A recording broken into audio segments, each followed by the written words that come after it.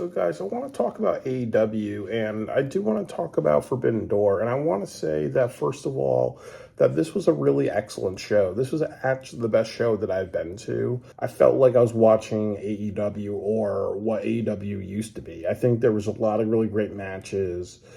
There was a lot of just really smart booking decisions, and there was also just a lot of really excellent pacing. And I also will say that I think that one issue with Tony Khan and AEW is that they do not know how to subvert expectations.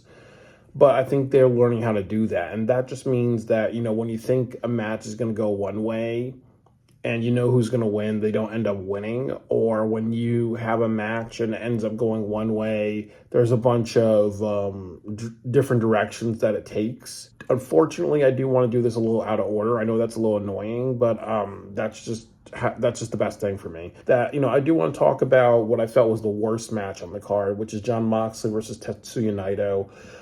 It bothered me a lot because they didn't really hype up this match on Dynamite. Or they probably did it, but very, very meagerly. I've been watching Dynamite and Collision as much as I can. And that's kind of the issue. We never really established who Tetsuya Naito is. Los Faction Ingobernables, Japan. What is that? You should have made a bigger deal about it. And then the other issue is that Jon Moxley had a hardcore match a few weeks ago defending the IWGP title, and he was all covered in blood. So I really felt that, when you see pictures of that, it makes me really think that Jon Moxley and Tetsuya Naito should have had like a very bloody hardcore match. The other issue that happened was that there was some comedy in the match. I think Tetsuya Naito grabbed like a ring cushion and he was whipping Jon Moxley in the back with it a bunch of times, so it felt a little silly. The next thing that I did not like was Red Shoes, the referee, where, he was taking away the chair and then he was doing it a bunch of times, so he was like being a little. I felt like there's some comedy there. And then the other issue is what we see with Jon Moxley matches, where he decides to use chairs and bleed himself and do other things. The problem is that if you always do it, it does not become special. And then also, as I said, it seems like you're having a blood feud with this guy, and they're not doing a hardcore match or something like that. When I think that'd be appropriate. So I wasn't really into this match. And it was also like 14 matches into the card, really. So it did feel a little just, get on with it. It was not a good penultimate match. It's for Strickland versus Will Ospreay. Definitely a match of the year candidate. And there was a lot of things that made this match really good. I really appreciated that I've not seen Swerve on Ospreay's level. Like, Ospreay is a really great wrestler, but the thing with Ospreay is that he's kind of almost like he's kind of almost like a speedy AJ Styles. He does the flips. He knows how to grapple. He knows how to do the Styles Clash. He does a lot of like hardcore stuff. He reminds me of like, if you took a 20-year-old AJ Styles and you just gave him a bunch of Red Bull and sugar, that's basically Will Ospreay. And in order to have a match with a wrestler like that, you have to, you really have to pick up your game. You have to move quickly. You have to know how to counter that type of wrestler. And I heard stories about Will Ospreay and Kenny Omega, and I believe it's Kenny Omega, but I think Will Ospreay does this too, where they rehearse matches. Or definitely, when you have an opponent and you have two different styles, you got to rehearse it. You got to think about ideas. You got to think about putting it together because you got to make sure it looks good. You have to make sure it's a main event, really. So I saw Swerve really try to be like a, want to be real Will Ospreay. Just really have the speed and the momentum and the hardcore spots and just getting up and other things like that, really. And it's not really an insult to him. It's really just saying that, I think the bad thing about his story with Will Ospreay is that he should just be like, no, I'm a champion that really matters because, I don't get the television time that I deserve. You seem to be getting all this, attention on you. So I just want to, just like in Black Panther, you want to challenge me for the throne, I'll fight you for the throne. That should have been like the way he done things. If he just said that through his words and then he had a match like this, it would go together really. But, it was a great 27 minutes. They did a hell of a job. There was a lot of cliffhangers. There was a tease of Will Ospreay turning heel. There's also kind of a tease of, if Ospreay wants to not turn heel, how's the Don Callis family going to respond? Are they going to say that, oh, well, you're too soft? Well, Ospreay lost, so obviously, how is he going to have a match with Daniel Garcia? Is he going to just get too emotional and allow that to get the best of him? So there's a lot of just different turns with this, but I think that there's a couple of things. I think that honestly, it was a really great match. A lot of really great epic moves.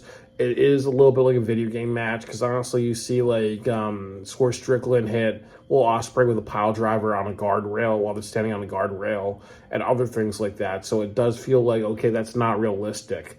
I do think that they had this match as a main event of WrestleMania. While some of it's not real realistic, it did feel like a WrestleMania main event match. It was epic. It was long. It had good cliffhangers. It had great spots. It really excited the crowd. Really, it was a really great match. It was definitely a really great match for an AEW show. I will say that. It's a tour de force style. It's very quick pace. It's about wrestlers that have endurance, and I understand that it may come off as a little cartoony because honestly, as I said, somebody hits someone with a pile driver on a guardrail, that would be the end of it. It would not be going on a little bit longer and stuff like that. I predicted Ospreay to win this. I was very surprised that Swerve won this, and I was also very surprised that Ospreay did not turn heel because I think if he turned heel, that would be good.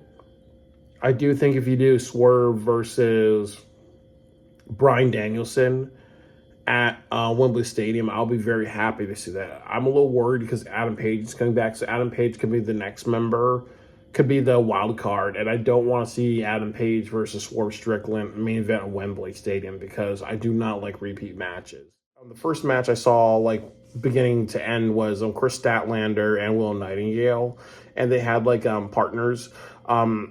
I was saying that that Chris Statlander did a great job as a heel.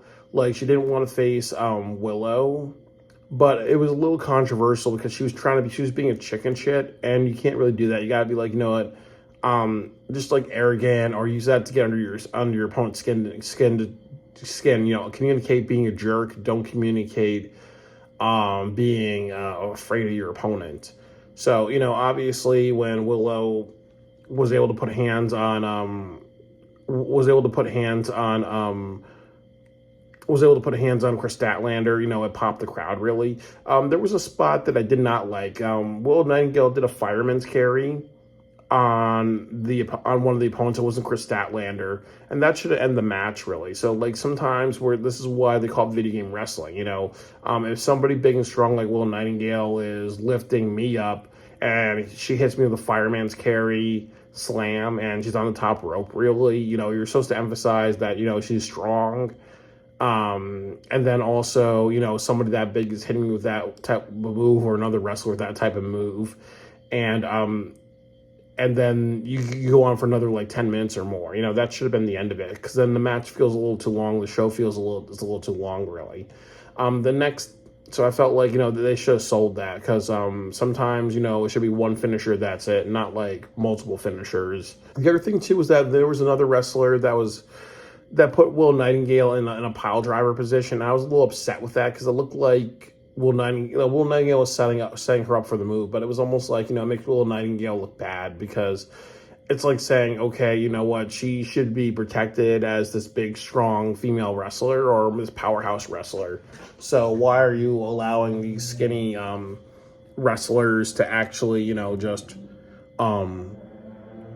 are you allowing these skinny wrestlers to actually just, hit a pile driver or those types of moves? Imagine if Rey Fenix was fighting Powerhouse Hobbs, and you see Rey Fenix struggle a little bit, but he eventually hits Powerhouse Hobbs with a pile driver, or Satnam Singh, who is not with AEW anymore. What would happen if you see him try to, hit him with a vertical suplex, or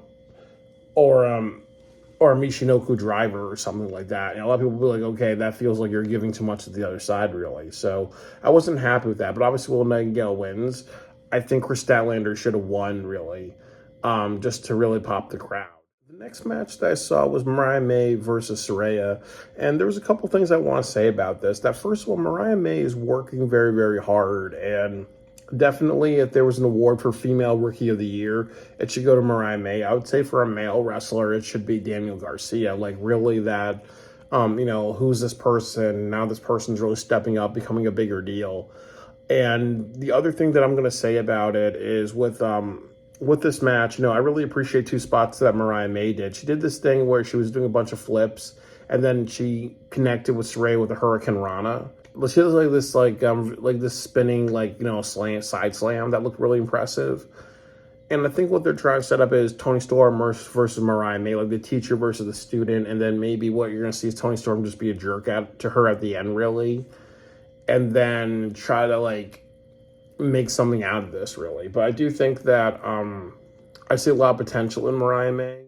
So the next match that I saw was LFI versus Mystico and the Lucha Bros. So once again, this was a little bit of a hard match to watch because I'm not a fan of 6-man matches unless you know all the people involved. I don't even remember. I think it's Hiromu Tanahashi is somebody in that group. Then the two other people I didn't really know who they were, so it was really hard to watch the match and just document it. But I will say that Mystico did a really awesome head scissors move. Ray Phoenix really popped the audience, and it went on a good duration, really. But I definitely, as I've said before, I think Ray Phoenix really needs to get a bunch of singles victories, and I think he needs to be booked strong.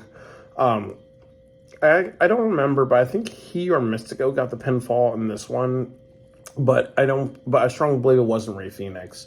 But when Ray Phoenix really added energy into this match, really. But it was a hard match to watch because all I had in my notes was that Mystico actually did a head scissors move. There's a lot of other spots that were awesome, really, but I don't remember that much. So the show opened with Hechicero versus MJF, and I do want to say a couple of things about this. That during the match, MJF did hit a vertical suplex, he did pile drivers, and he did a lot of just other spots. Definitely, I really see he reminds me of Rowdy Piper or James Storm, definitely just throwing in a lot of those, hard-hitting moves. But I would say that the genius of this match was that I really like one thing that Hechicero did. He was imitating the Ric Flair strut and then giving the middle fingers. He was really doing what I think all good wrestlers do, which is that you need to kind of know how to antagonize the crowd if you are a heel. And that's good because obviously he was the heel in this. And the point of it is that, you had to elicit a reaction. You can't be a wrestler that's okay, I'm from another company and people don't know who I am, so I'm not going to learn how to treat myself like a bigger deal, really. He knew how to treat himself like a bigger deal, and that, to me, I respect him a lot for that.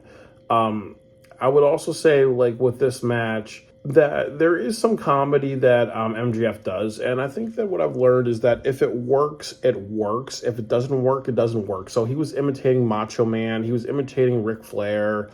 He was also trying to do a crowd surfing thing that didn't work out, really.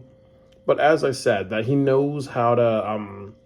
he really is like a conductor that knows how to get an emotion out of the crowd, really. And I think that, it leads to a great match. But I think the big thing that I appreciate is that Hechicero really lived up to being a heel. And the way that they did this match, and I think this is one genius of MJF, is I think he's talking to these wrestlers that he's facing and being like, okay, this is how we're going to do things. This is how to make you a bigger deal. And that's really the role MJF needs to have. How does he make other wrestlers a bigger deal? If he's being paid $15 million, I expect him to make every opponent that he faces a big deal and that they go off in a good direction. I think that Hechicero is way better from this match. But the other thing, too, is that in this match, they also did another great thing, was that they made they gave a lot of offense to Hechicero. This was really a 50-50 match, and honestly made Hechicero look formidable and a threat, really. So it's not like, okay, he's just a jobber from another company, really.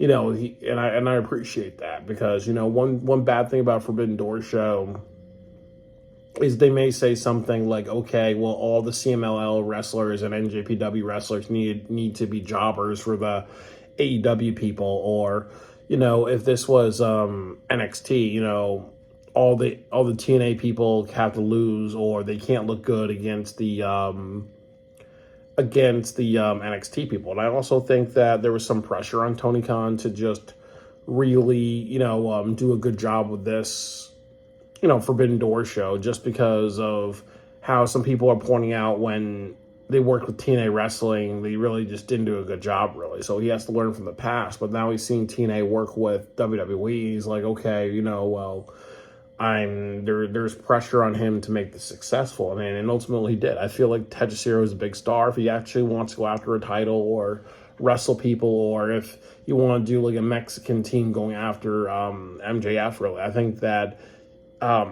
you have things in place that can actually be good. If you actually do like 5 Mexican wrestlers from CMLL versus Team AEW in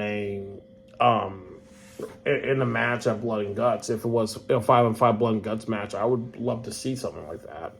But I definitely feel like MJF and Hechicero really did a really great job, and they made a star out of Hechicero in this one, and that's definitely very impressive. It was 50-50. You made both people look good, and I applaud them for that. So the next match on the card was the Acclaimed and Hiroshi Tanahashi versus Kazuchika Okada and the Young Bucks. So what I really want to say about this match is that I think once again I really enjoyed this match, but there wasn't a lot of things that I wrote down, really. And it's not because it was a bad match. It was just because it was more entertaining than anything else. I think that what I see from the Young Bucks and the Acclaim is that also they are kind of like that mix of, definitely a performer wrestler and entertainer wrestler, but also they're more like entertainer wrestlers, so definitely they're more about showboating and other things like that. So I really feel like when I was watching this show and watching their match, I really felt that I really just felt, I'm sorry guys, that they did a good job of just hyping the crowd and getting a reaction out of the crowd, really. I think, and then Okada, I'm happy that he got the pinfall, because obviously you need to make him look like a big deal, and that's that, really. I just there's some moves that they did, but there was really nothing too impressive for me. I think it's just a regular, Young Bucks match, is that, they just, go through a lot of finishes and sequences and super kicks and other things like that. And that's that. And I think with the Acclaimed, I would have to kind of say this, is that, it's like they have good matches, but they don't have anything that's kind of signature about them. They don't have like a signature move. They don't have a signature sequence. And I think that's kind of like the thing. Their matches are really just forgettable. Like, I think that they're more known for their characters than their move variations that they do. I think that they have to kind of find some moves to do that kind of stand out, really. Like, just some signature moves that stand out. And I really think that the Acclaim doesn't really have that. But otherwise, a really great match. The next match was Shingo Takagi versus Bryan Danielson. And this was also a really great match because, again, you really suspended disbelief, and you're kind of like, okay, could Shingo Takagi actually win this? But knowing that the way AEW books things, they're not going to have Shingo Takagi win this. They're going to have Bryan Danielson win this. More than likely, Bryan Danielson's going to win the competition, unless if you have Will Ospreay as a wild card member. But, Bryan Danielson does a surfboard. There was actually a really scary spot where Bryan Danielson received I think it was like a neck breaker on the ring apron, and he was down for a long time. And then we all know that he has like neck issues, so definitely it was scary. But they also have to be a little careful with that, because we kind of overdo it. Then it kind of feels like they're kind of mocking a career, and they're kind of almost like I don't know, exploiting what people could think is a career-ending injury. So obviously they have to be a little bit just sensitive about that. Because there's some people who may say like that's not cool and whatever. But there was a bunch of, back and forward, and I would also say that there was a bunch of submissions on Shingo Takagi, and then he would always counter it with like a power bomb and other things like that. Really, but I do think the end result was there. The end result was just to make Shingo Takagi a big deal, make it look like that this is not okay. Well, we kind of know that Bryan Danielson is going to win. No, he has to really work for his victory, and Shingo Takagi has to really show that it's believable for him to actually beat Bryan Danielson. So that was both accomplished, really great match, and definitely one of the best matches of tonight. The next match was Toni Storm versus Mina Shirakawa. During this match, I felt like Mina Shirakawa was like 60% of this match, and 40% was like of Toni Storm's offense. I also liked it because Mariah May wasn't really involved in this, so there wasn't like this wasn't like TNA wrestling with a lot of interference, really. So I would say that I think Mina Shirakawa, she does a suplex off the top ropes, hurting Tony Khan. No, hurting on Toni Storm, not Tony Khan. And then also too that it ends with Toni Storm doing a pile driver variation, and also Mina Shirakawa does like I think octopus grab or a figure four around the metal ring post. So that was good. Obviously, Toni Storm's going to win this match. Mina Shirakawa, she would not make a good women's champion. Most people don't know who she is. And it's a little questionable at the end when they did like the three-way kiss, because obviously, there's some people in the audience that turned away because they felt like this was objectifying or this was just very sexual when it wasn't. It was just some people will look at three women kissing and say that's a three-way, and there's some people saying give the fans give the people what they want, really. So there's some people who look at this Mina Shirakawa, Toni Storm, Mariah May thing as like a tease of lesbianism. Like it's a very Jerry Springer, we love lesbian thing. So they have to be really careful with that. Because honestly, as I said, this is not like the 2000s or the 90s where people would just cheer along because they know that it's sexual. And they know that's sexual. Nowadays, people can say, okay, well, we think it's sexual, but then we feel objectified or we feel like that's a bad betrayal of bisexual and lesbianism, so they have to be really just smart about that. I definitely knew Toni Storm was going to win. If you set up Mariah May versus Toni Storm in the future, I think that'd be a very interesting match. I'm not really a big fan of Toni Storm matches, so that's all I got to say. The next match, it was Orange Cassidy versus Zack Sabre Jr., and I do apologize to you guys, but I'm not really a big fan of Orange Cassidy. I do think that there's a point where we all have to kind of accept that I think he needs a really big character change, as I said in many videos. I think that, he does comedy a little too much. I don't like the comedy kicks and other things like that, really. So I wasn't really... And they portray him as like a rookie and a comedy wrestler and maybe a wrestler that has like moves that can't really hurt somebody with the comedy, with like those kicks that he does, those comedy kicks, as I call them, really. So I do think that, he's at a point where he's kind of like a little repellent to me, really. So I just didn't watch the match. I was getting food and a drink then. I want to talk about the Mercedes Moné versus Stephanie Vakir match. Now, this was a very controversial match because in this match, Mercedes Moné is kind of considered like the one of the stars of AEW, but she's kind of almost like a John Cena in a bit. And I'll talk a little bit about why.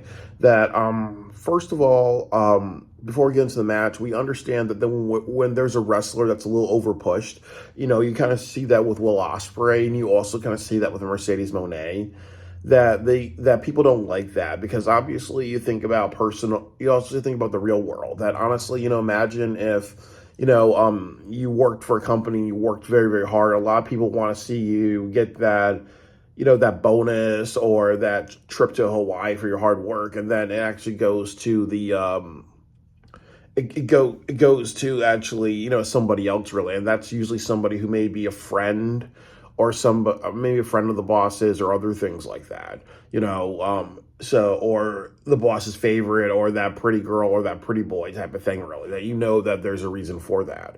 So I do feel that that's kind of what happened with Mercedes Moné. I think Stephanie Vakir, to be honest with you, she did a lot of things as well. She was kind of like on top of offense and on top of submissions and on top of top rope moves. And a lot of people, I think, just got mad with Mercedes Moné because they're kind of like, look at Stephanie Vakir, like she's doing all this stuff.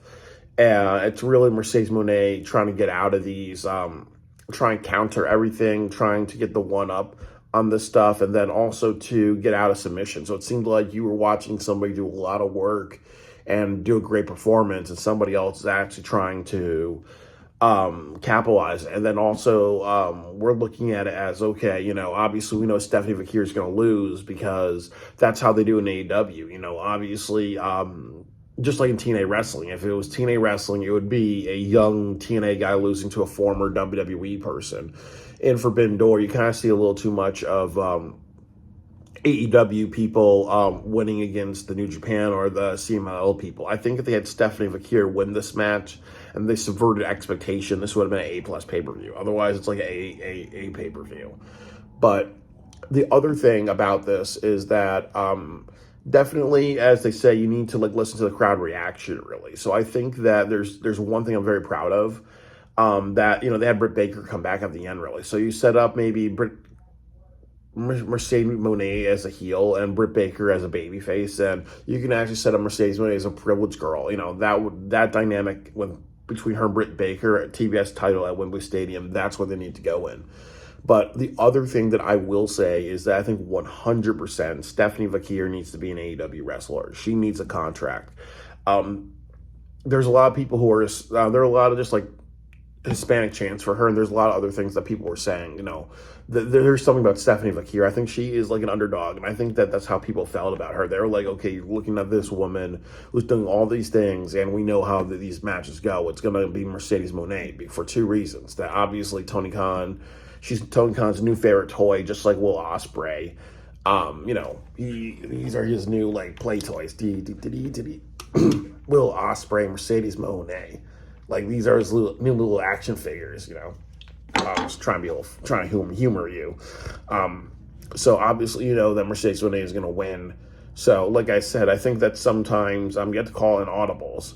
I think, as I said, the thing that saved this match was that people were booing Mercedes Moné. They brought out Dr. Britt Baker. And let's say if something happened where Britt Baker was backstage and Tony Khan was like, no, we're going to save you for Dynamite, 4th of July show. And if he said something like, no, you actually have to get your ass out there because the crowd's not reacting the way we want them to react. You bring back Britt Baker and you set up a feud between them. And if Stephanie Vakir can't be in that feud or a three-way or whatever at Wembley Stadium, and you're just going to stick with Britt Baker versus Mercedes Moné, this is the best way to end it, really. So her ending this really saved this match. And that's actually good. And then there's one more match I have to review for you guys. So the next match on the card is the ladder match. And I do want to say that there were some really awesome spots. Phantasmo does a spinning power bomb onto Leo Rush, onto a ladder. And then also you see Konosuke Takeshita does that to somebody else. I think he did that to the member of Top Flight. He does a Blue Thunder Bomb onto a couple of tables. You see Mark Briscoe do the J Driller to Takeshita into ladders. And then also you see Mark Briscoe. He just jumps on a chair, does a cannonball out of the ring and hits Takeshita into ladders and tables. And there were a lot of other really spots. And I actually really like this match because to me, this told you some things about AEW, that they like their hardcore matches, but they also like their table spots and other things like that. But it really, to me, felt like that they were saying something like, we can do these things. We know that you guys like these things, but we can have some self-control. We can have some self-control. We're going to have all of this stuff in this match. And definitely for a match card with 15 matches, that's showing a lot of self-control with AEW because they really don't have that. So I really appreciate that. And then the other thing on top of that is that obviously you look at Tetsuya Naito and Jon Moxley and Ospreay versus Swerve Strickland. There were some table break attempts and other things like that. So I do think that when you see a match like this, where and we see those matches. It didn't feel like that those were hardcore matches. I felt like there were some bumps and some spots, but they weren't overdoing it. And then the other thing that I really like about this show is that they weren't doing fights in the crowd, because again, if you do it all the time, it becomes nothing special. Your obligatory fight in the arena spot. They were doing that a little too much on the AEW show. So I appreciate that this match was, we can go balls to the balls with breaking shit, with breaking tables and ladders and other things like that. Obviously, Jack Perry was going to win this. I think everybody really predicted that. And then there's a couple other things that I would say that I really think that the big thing that they're underlooking in this match is that Mark Briscoe needs to have feuds with some of these people at Ring of Honor. Like, I think Takeshita versus Mark Briscoe is where they need to go. Jack Perry versus Mark Briscoe. You can be like, you know what, since I won this title, imagine if your ROH championship was on the line, really. I'm coming for that as well, really. That could have been something. I also think that they should have done something where, the EVPs and Don Callis family, they get notification from Tony Khan to stay out of this match, or they say something like, you know what, I believe in you so much, Takeshita, to win this. EVP say, I believe you, Jack Perry, so much to win this. But it was obviously very clear Jack Perry was going to win this. He flips off the crowd. And the other thing that I like about this show is that there were a bunch of CM Punk chants. And now AEW is now responding to it. They hear it. So what? He got fired, CM Punk and all that stuff. They're doing the right thing, which is, what? They responded to it. And it's not been helpful. So, fuck it, forget it. But I'm happy with this. All the EVPs are holding titles. I do think that Jack Perry is the right heel. He's a privileged entitled douche. He should have been fired, but he's back. And then obviously, there are situations in life where there are people like that, where they don't deserve the spot that they're in. But honestly, but they relish in the fact that they don't get what they deserve, really. They deserve, he should have been fired as well. But you see him relish in it, and then you also see Chris Jericho relish in it, and that's what good heels do, really. So I would say that I really like this. So overall with Forbidden Door, I'm just gonna say this again, that this was a really excellent show. I would honestly say, even though I said A-, this show is an A+ for a lot of reasons. I think that I see a massive improvement in AEW, and when I grade anything, I'm all about massive improvements. You've seen 15 matches that wrapped up at midnight. Even though it started at 6:30 for the pre-show, and it ended at midnight, 5.5 hours for 15 matches, that's a good pace for me. And I would honestly say that I commend AEW. If you watched it at home, that's 4 hours. But I commend AEW for that, because if this was how they booked Double or Nothing, we would be here until 1 a.m., 1:30 a.m., or 2 a.m. The only issue that I really had at the show is that the very, very end, when everybody was leaving, Tony Khan was trying to come out of the pipe. It looked like he had a microphone, but he saw that a lot of people were leaving.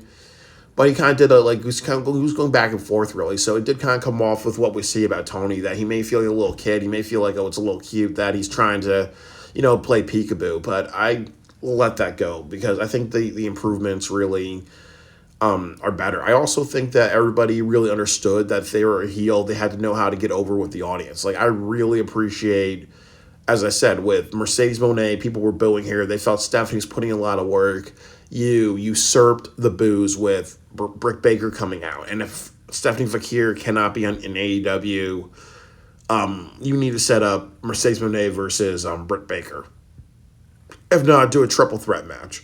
The next thing that I would say is, in addition to that, you see Chris Jericho acknowledging the audience, and that's something that AEW doesn't really do. He's acknowledging the audience when they say, please retire.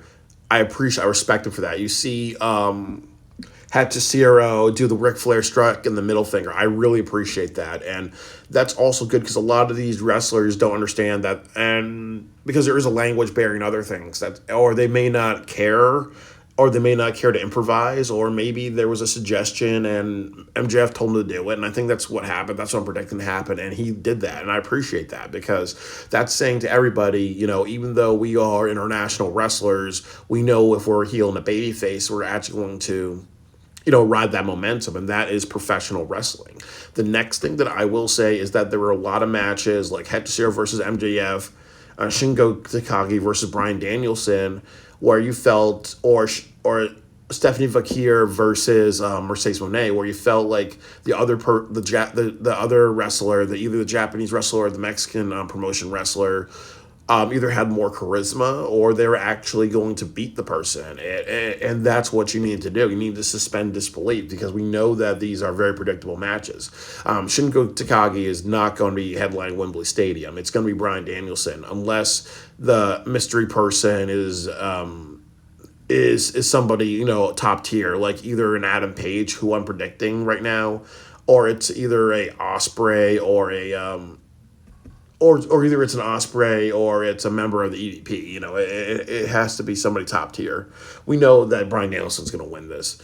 The next thing that I would say is that even though some things are predictable, they make you suspend your disbelief by how they do the matches and how they articulate themselves. Like Bryan Danielson selling an injury that he can't take that much more hits. Honestly, that really works.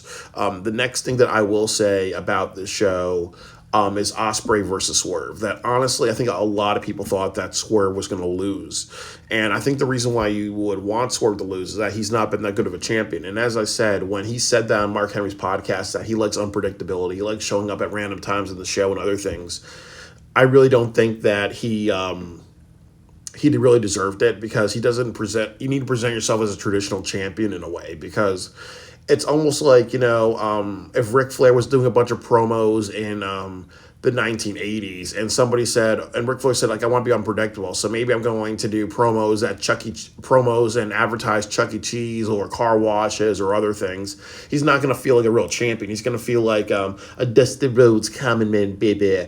So presentation is important, really. Why do you think Cody Rhodes comes out in the suits and everything like that? Really, he acts like a big deal. So I think that with Swerve, when he wants to be unpredictable and he says, like, what, I want to be that unpredictable champion, it's not working for him. He needs to be presented more like a woo Ric Flair type of champion. Not like CM Punk in the middle of WrestleMania because they want to put Rock at the end. So I think that he doesn't really deserve it. And I also will say with Swerve Strickland, I think that he needs to be chasing the title. He needs to kind of maybe be in the Owen Hart tournament and actually win it and get another title shot. Like that type of, maybe I could have done things better. Maybe I could have, fought for my championship a little bit more. Maybe I could have just had a little bit more vigor and everything like that, really. I think that I would honestly say that I think that would have helped Swerve Strickland a lot. But I just I think that him losing the title and chasing it would have been better. But I do think it would have been very predictable, because I think that Ospreay, because Tony Khan's giving it a lot of attention. He ends shows. You see the promo package where you see Swerve coming down with the rapper. There's definitely a lot of attention to present Will Ospreay as a big deal, really. So I do feel that I really, really do feel that having Swerve win was unpredictable, and that's what they need to do. Sometimes they need to say sometimes unpredictability needs to be good. Stephanie Vakir should have won against Mercedes Moné. They could have easily done something with Stephanie being cheered, and then they switch the title somewhere else, really. Or you could have Britt Baker, if you want to turn Mercedes Moné heel, you can have her beat down Stephanie. Stephanie has to forfeit the titles. And then someone from NJPW says, you know what, you're a draw, Mercedes Moné. It's all about the Moné. You're going to get that title. And then the other thing, too, is that Mercedes Moné, I don't know, bribes Tony Khan or something like that. Or she bribes Tony Khan, and she has a contract clause to saying something like, saying that she can get those two titles or whatever. I think that they could have done something innovative like that, really. And then Britt Baker versus Mercedes Moné after that. So I really appreciate this show, really. I think, just to reiterate without going on tangents, you had 15 matches on the show, but you wrapped it up at midnight. That's outstanding for AEW, because you don't want a 1 a.m. and a 2 a.m. show. The next thing is that there was unpredictability. These Japanese wrestlers and these female wrestlers, some of them understood that they were heels. Some of them understood that they were getting over the audience. So they actually just knew how to just act as a babyface or act as a heel. And you had people like Bryan Danielson suspend our disbelief that obviously, that, he has some injuries and he's out, and there's people walking around him like, oh my God, maybe he can't finish this. So when you have that suspends disbelief. Overall, really great show. Definitely, I think the best show of the year. Definitely it's better than the Sting Revolution with Sting retiring, because I think that the majority of the matches of this show were way better than and way better and way more memorable than a lot of the matches on the Revolution show. The only two matches that were good were Will Ospreay versus Takeshita, and Sting versus the Young Bucks. So on this show, I would say Bryan Danielson, Shingo Takagi was a great match. Mercedes Moné versus Stephanie Vakir. The main event with Will Ospreay, the ladder match was great. And for me, that's just about it, really. That's just about it. But I think the other matches are stuff that are still like very decent. But this is an excellent show. Really great job, Tony Khan. And see how much AEW is better when you let CM Skunk or CM Punk bitch go. See how much better your show is when you focus on great quality. I felt like I was watching an old school AEW where everybody cared and gave a shit. So focus on AEW in the future and where you want to go. And you did a lot of things right on the show, really. So just take note of that and do other things that are right. And as I said before, you spend so much time on this show versus CM Punk bitch. Maybe you should be doing that a lot more often, and you will have the success that you definitely deserve. And I'm saying it's constructive criticism. You're in the right direction. AEW is in the right direction.